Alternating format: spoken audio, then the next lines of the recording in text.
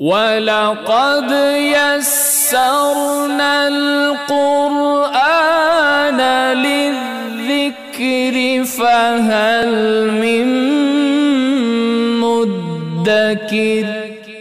پھر اسی طرح ان آیات مبارکہ کی روشنی میں جب اللہ نے کہا صبغۃ اللہ ومن احسن من اللہ صبغہ وَنَحْنُ لَهُ عَابِدُونَ، تو یہاں ایک بات مترشح ہوتی ہے کہ اللہ کو کون سا رنگ پسند ہے؟ رنگ تو بڑے ہیں، یہ مادی رنگ بھی ہیں، فکری رنگ بھی ہیں، نظریاتی رنگ بھی ہیں، بہت سارے رنگ ہیں۔ اللہ کو کون سا رنگ پسند ہے؟ کس رنگ کی بات ہو رہی ہے کہ صبغۃ اللہ، اللہ کا رنگ اختیار کرو۔ ومن احسن من اللہ صبغۃ، اور کون ہے جو اللہ سے رنگ سے بہتر رنگ رکھتا ہے؟ اس کا رنگ احسن ہے، بہترین ہے۔ وَنَحْنُ لَهُ عَابِدُونَ، اور ہم ہیں اس کی بندگی کرنے والے، عبادت کرنے والے۔ یہود و نصارہ کے ہاں یہ رواج تھا کہ جب ان کے ہاں بچہ پیدا ہوتا تو 7 دن کے بعد وہ بچے کو اس کا عقیقہ کرنے کے بجائے، اس کے ختنے کرنے کے بجائے ان کو زرد رنگ میں نہلاتے۔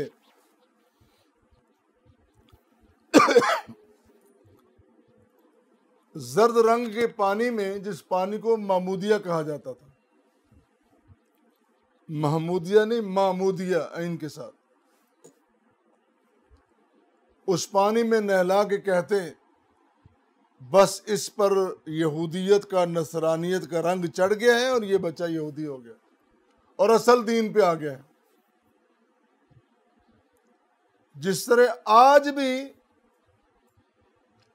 یہودیوں کا دعویٰ ہے، بنی اسرائیل کا دعویٰ ہے، اور کچھ ناہنجار اپنے انجام سے بے فکر اور اپنی بنیاد سے ہٹے ہوئے کچھ افراد کا جو نام نہاد مسلمان ہیں، شاید ان کا بھی یہ دعویٰ ہے کہ یہ بات درست ہے کہ بنی اسرائیل قوم یہود پر سارے مسلمان درود بھیجتے ہیں، اپنی مرضی کے نظریات اور افکار بنا لیے۔ اسی طرح انہوں نے بھی ایک بنا رکھا تھا کہ اس بچے کو 7 دن کے بعد زرد رنگ کے پانی، جس کو وہ معمودیہ کہتے تھے، اس کو نہلانے کے بعد کہتے کہ اس پر رنگ چڑھ گیا ہے، یہودیت کا رنگ، نصرانیت کا رنگ چڑھ گیا، اب یہ پکا مسلمان، ملت حنیف والا، ملت ابراہیم والا بن گیا ہے، اس طرح کہتے۔ اللہ اکبر۔ ان کو قرآن نے جواب دیا تمہارا سب کا دعویٰ جھوٹا ہے، آؤ صبغۃ اللہ، اللہ کے رنگ کو اختیار کرو۔ ومن احسن من اللہ صبغہ، یہ تمہارے زرد رنگ، یہ تمہارے سرخ رنگ، یہ سفید رنگ، یہ سیاہ رنگ، یہ سارے بیکار ہیں، یہ تمہاری سب رسمیں بیکار ہیں۔ ایک تو اس رسم کے مقابلے میں ایک زندہ سنت ابراہیمی ہے، وہ ختنے کی اور پھر عقیقے کی، یہ کرنا ہے۔ رنگ اختیار کرنا ہے تو توحید کا رنگ اختیار کرو، سنت نبوی کا رنگ اختیار کرو، اسلام کا رنگ اختیار کرو۔ جب یہ رنگ چڑھ جاتا ہے پھر کوئی رنگ غالب نہیں آتا۔ جو شخص، جو انسان، جو بندہ اللہ کی بندگی میں اور پیغمبر آخر الزمان کی اتباع میں آ جاتا ہے، پھر اس کو دنیا کا کوئی خوف نہیں رہتا۔ لا خوف علیہم ولا هم یحزنون۔ تم نے دیکھا نہیں؟ میرے نبی کے صحابہ کی تاریخ تو پڑھ کے دیکھو، ایک سادہ سا بندہ ہے، سیاہ رنگ کا، موٹے موٹے ہونٹ، اور کوئی اس کو پاس بٹھانے کے لیے تیار نہیں، کوئی ملازم رکھنے کے لیے تیار نہیں، کوئی منڈی میں اس کی قیمت ہی کوئی نہیں ہے، کوئی خریدنے کے لیے تیار نہیں۔ کہتے ہیں کہ یہ غلام ایسا، اس غلام کی کوئی قیمت ہم دینے کو تیار نہیں، اس کو فن نہیں آتا، اس کو ڈھنگ نہیں آتا، اس کو جینے کا طریقہ نہیں آتا، یہ خدمت کے طریقے نہیں جانتے، ہم اس کو خرید کے کیا کریں گے؟ اب اس بے رنگ، بے فن، بے ہنر انسان پہ اللہ کا رنگ چڑھ جاتا ہے، اللہ کی توحید کا رنگ چڑھ جاتا ہے، سنت نبوی کا رنگ چڑھ جاتا ہے۔ پھر اسی کو کہتے ہیں بلال آؤ ہمارے پاس آؤ، چھوڑ دو یہ دامن مصطفیٰ، چھوڑ دو یہ دائرہ اتباع توحید چھوڑ دو، ہم تمہیں مالا مال کر دیں گے۔ وہ کہتا ہے کہ مجھے تمہاری دنیا کی کسی دولت کی کوئی پرواہ نہیں۔ پھر کہا کہ تو غلام ہے، ہمارا بندہ ہے۔ کہا میرا جسم تمہارا غلام ہے، میری روح تمہاری غلام نہیں ہے۔ کہا ہم تمہیں ماریں گے۔ کہا مار کے دیکھ لو۔ پھر انہوں نے مارا، اللہ اکبر، اس کو گھسیٹا گیا سنگلاخوں میں، ریت، گرم ریت پہ، کیا کچھ نہیں کیا، کیا ظلم نہیں کیا اس پہ۔ دنیا کا جتنا بڑا مرضی ظلم کر کے دیکھ لو، اور انہوں نے دیکھ بھی لیا، آزما بھی لیا، کیا اس رنگ کو اتار سکے جو رنگ اس پہ چڑھ گیا تھا، توحید کا رنگ، اتباع سنت نبوی کا رنگ۔ اسی لیے تو اللہ کہہ رہے ہیں صبغۃ اللہ ومن احسن من اللہ صبغہ۔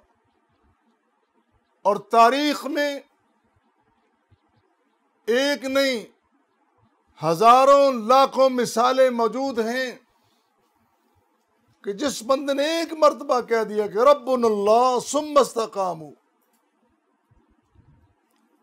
پھر دنیا کی کوئی طاقت قوت، کوئی ظلم و ستم، کوئی جبر و استبداد اس کے قدموں میں لڑکھڑاہٹ پیدا نہیں کر سکا، اس کے قدموں میں ایک جنبش پیدا نہیں کر سکا۔ کہ ثمامہ حنفی کو جب قید کیا گیا تو ایک دن حضور نبی کریم صلی اللہ علیہ وسلم اس کے پاس سے گزرے، وہ مسلمان ہو گیا۔ آپ نے فرمایا کہ جاؤ اس کو جانے دو۔ وہ باغ میں گیا، اس نے غسل کیا، واپس آیا، 2 رکعتیں ادا کی۔ جب اس نے 2 رکعتیں ادا کر لی، حضور نبی کریم صلی اللہ علیہ وسلم فرماتے ہیں تمہارے ساتھی، تمہارے بھائی کا اسلام کتنا خوبصورت ہے، اور اسلام انسان کو خوبصورت بناتا ہے۔ جیسے میں نے کہا، زبان و بیان سے، تجارت و سیاست سے، تعلیم و تربیت سے، حتیٰ کہ داخلی خارجی امور میں، مساوات میں، عزت و تکریم میں، ہر حال میں انسان کو باوقار بنا دیتا ہے۔ یہ اتنا بڑا رنگ ہے۔ اور پھر یہ رنگ جو اللہ نے دیا ہے، اللہ نے رنگ بھی دیا اور اللہ نے لباس بھی دیا ہے۔ اللہ نے فرمایا ایک تو لباس یہ تم پہنتے ہو نا، اپنے جسم کو ڈھانپنے کے لیے، ستر پوشی کے لیے، زیب و زینت کے لیے پہنتے ہو، ایک لباس ہم دے رہے ہیں، وہ لباس التقوی، وَلِبَاسُ التَّقْوَى ذَلِكَ خَيْرٌ ذَلِكَ مِنْ آیَاتِ اللَّهِ لَعَلَّهُمْ يَذَّكَّرُونَ۔ لباس تقوی لے لو، پہن لو اس کو، یہ اللہ کی نشانیوں میں سے ایک نشانی ہے، لباس تقوی، جو تمہاری روحوں کو منور کر دیتا ہے، جو تمہارے دماغوں کو منور کر دیتا ہے، جو تمہاری زیب و زینت میں اتنا اضافہ کرتا ہے کہ دنیا دیکھتی رہ جائے۔ پھر افراد کم ہیں، جماعت تھوڑی ہے، قلیل افراد ہیں، دنیا کہتی ہے یہ لوگ تھوڑے ہیں، قلیل ہیں، لیکن ان کے کردار کا وزن اتنا زیادہ ہے کہ پوری دنیا ان کا مقابلہ نہیں کر سکتی۔ یہ لباس تقوی پہن لو، یہ تمہارا آخرت تک ساتھ دے گا۔ کیوں؟ یہی وہ لباس ہے جو تم نے پہن کے جنت میں داخل ہونا ہے۔ جنت میں جو تمہارا لباس ہوگا، لباس التقوی ہوگا۔ وہ لباس آج سے کیوں نہیں پہن لیتے؟ اور اگر آج تم نے وہ لباس نہ پہنا، پھر کل کہاں سے لاؤ گے؟ کہاں ڈھونڈتے پھرو گے؟ یہاں سے تیاری کر کے نکلو۔ کبھی عمرہ کرنے گئے ہو، کبھی حج کرنے گئے ہو، تو آپ کو پتہ ہے نا، ایک خاص مقام پہ جا کے وہاں احرام باندھتے ہیں۔ بیت اللہ کے سین میں جا کے نہیں ڈھونڈتے کہ یہاں ہمیں مل جائے، یہاں سے ادھر ادھر سے لے لو، پہلے تیاری کر کے جاتے ہیں۔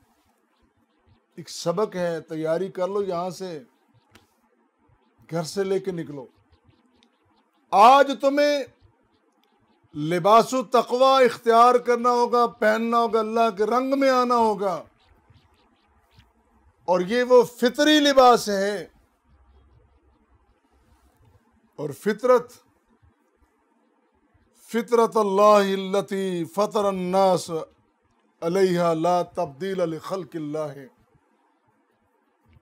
اللہ تعالیٰ نے سارا نظام، سارا سسٹم فطرت کے مطابق تخلیق کیا ہے، اور اس کی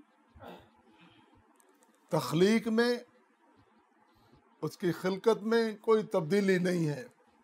تم کچھ نہیں کر سکتے، تم جتنی مرضی اپنی عقل دوڑا لو، اپنے مادی جتنے تمہارے وسائل ہیں استعمال کر لو، اگر تو تمہیں ان وسائل کے استعمال کے بعد اللہ کی پہچان نصیب ہوگی تو تم کامیاب ہو۔ اگر بے بہرا رہے، پھر واپس پلٹو اس رنگ کی طرف، جو رنگ صبغۃ اللہ، ومن احسن من اللہ صبغہ ونحن لہ عابدون۔